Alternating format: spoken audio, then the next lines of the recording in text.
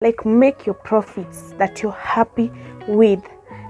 You cannot sell to everyone, and that's okay. I keep losing friends and losing hours. I can't comprehend where I've gone wrong throughout my life. Hi guys, welcome back to my channel. If you're new, kindly hit that subscribe button down below to join us, and if you're a returning subscriber, thank you so much for always coming back to watch my content. I appreciate that love so much, guys. And today's video is highly requested video. It's how to price your products. What should you consider when you're pricing your product? And I get this question a lot, especially since majority of the people that watch me maybe are people that want to venture into businesses ama are beginners in the world of business. So they want to know, how do I go about pricing my products? But you need to note this first. Don't let any negative criticism get to you. Like, make your profits that you're happy with. Serious customers will always come back, and there are others that will always complain. Even if you decide to give them the product for free, they are going to ask, hey, why are you giving us this product for free? So serious customers will always buy from you, and you cannot sell to everyone, and that's okay. So not everyone is going to be your customer, not everyone is going to be happy with your products, with your services that you're offering. Not everyone is going to buy from you, and that's okay. So you need to have that in mind first. My light. And another thing, guys, that you need to know is that you cannot expect to sell at the same price as everyone, at the same price as me, especially the things that I usually sell at wholesale. You can't expect the retail price to be the same with mine, because I'm already getting something from the wholesale price, because I'm getting these things in wholesale. I'm getting in large numbers, so don't expect that your prices are going to be the same with mine. So if you feel like I'm only adding 200 bob to a product, it's because I'm getting another cut from the wholesale price. So consider that also. And also, guys, there's something you should know. How you price your products can determine whether your business is going to succeed or it's going to fail. So these are the things that you need to consider when you're pricing your products. The first thing is your expenses. Make sure that you're keeping in mind that you have bought this product, the buying price. These are the expenses that you should consider. Some of the expenses. The first one is the buying price. The next one is the transportation cost. If you're getting this thing from somewhere and someone is sending it to you, or you're going to collect it, consider the transportation costs. Also the marketing cost. If you're doing maybe online and you're doing sorry for the noise, guys. So if you're selling online and you're running ads, make sure that you're considering the marketing price. The maintenance, if this is something that needs to be maintained, make sure you're considering that. Other business expenses, all those expenses, make sure that you're considering them in your price, in the price of that product. There is also the packaging. If maybe you have branded the products, all those expenses, make sure that you're considering it when you're setting your price. The next thing that you need to consider is your target market. Are you targeting the middle class, the high class, or the low class? What can your target market afford? If you're selling to the high class, you can't expect them to be buying maybe a bag that you can't expect them to buy a product at the same price as the low class market. So let's say maybe you're selling a bag.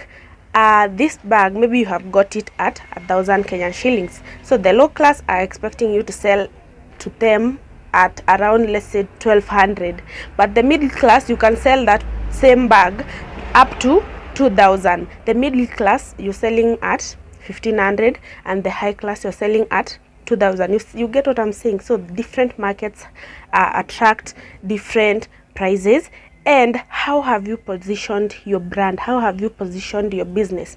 There are Instagram pages that only deal with, let's say, high quality bags, high quality clothes, designer clothes. Those ones, you don't expect them to sell to the low class market. They are targeting the high class, those people that are willing to even buy a bag at 5,000 Kenyan shillings. And there are also pages that sell the thrifted high quality thrifted, the branded, those designer things. They are also targeting the high class.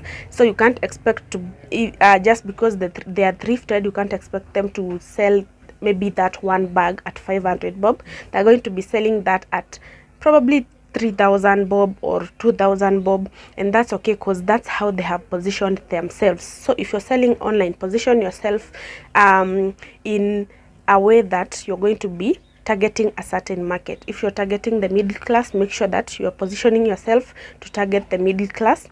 And let's say even the location, where is your business located? Where are you offering these services from? If you're, let's say, in places like Runda and Muthaiga, all those estates, you don't expect if you're in those places, your prices are actually going to be higher than people that are, let's say, in Uthiru, like I am, in Kawangware, in all these other places. So how you position your brand also matters with the target market that you're looking to sell to, and that's how you're going to be able to know, hey, I'm in this place. Even the rent is high, the other expenses are also high in those markets that are of high class markets. You get what I'm saying?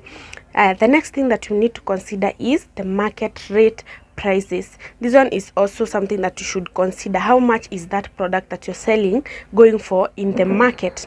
Take that into consideration. It doesn't have to be that you're not going to sell your product at the same exact price.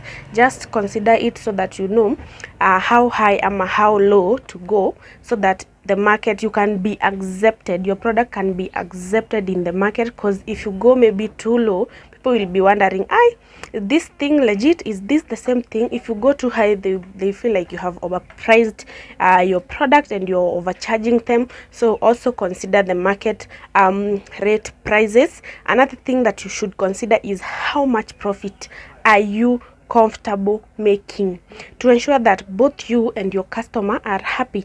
Like me, let's say I have got a bag at wholesale price of 1,000. How much profit am I comfortable with making, considering all the costs and everything else? You should also make sure that you're considering how much profit you're comfortable with making, because you have to consider your expenses, as I said, the target market, the expenses, the costs, all those things. Considering all that, how much profit are you comfortable with making? Because what I'm comfortable with making might not be the same as what you're comfortable with making. I have seen people asking me, Debbie, you are only adding 200 bob to that bag, you're only adding 300 bob to that bag, how much can I sell this product at? This I feel like this is a personal decision that you have to make. Position yourself and tell your clients, no, this bag can't go for less than 1,300. Even if this client tells you, oh, I saw it was going for 1,100 bob, just don't be swayed by that. Customers can be intimidating, clients can be intimidating, and they are also trying to get like the best deal out of you. So consider that and tell them, if you're comfortable with making only 200 bob, if you're comfortable with making 300 bob, if you're not comfortable with the price that they want to get the product at, just consider not selling it to them. Because if they saw it somewhere else, they should have gotten it somewhere else. The fact that they have come to your page, they have come to you, they want to get this thing from you, is because they have seen it and they like it. And the price is not something that should make a person not to get a product that they want. So be firm with your prices, and don't copy at it. Say, oh, Debbie is only adding 200 bob, I'm going to be doing the same. You don't know my expenses.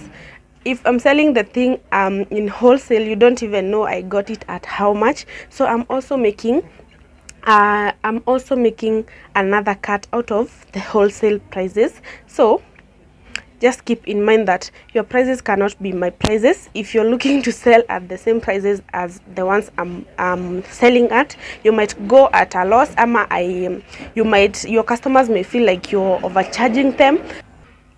My advice to you guys is that don't overprice your products and don't sell yourself short. So don't overprice your products. If you want your products to be moving fast, quickly, and to have that connection with your customer, to get even more people coming to you, coming to your business, getting your product. Don't overprice your products. Just add profit that you're okay with, and consider your costs, and that should be enough, so that you can also be moving your products. You don't stay with your products and no one is getting them, so that you can be restocking every now and then. That's how I go about my business, and that's what I have learned that has been working for me. So consider doing that, but also consider the things that I have talked about in the video, because they are also important.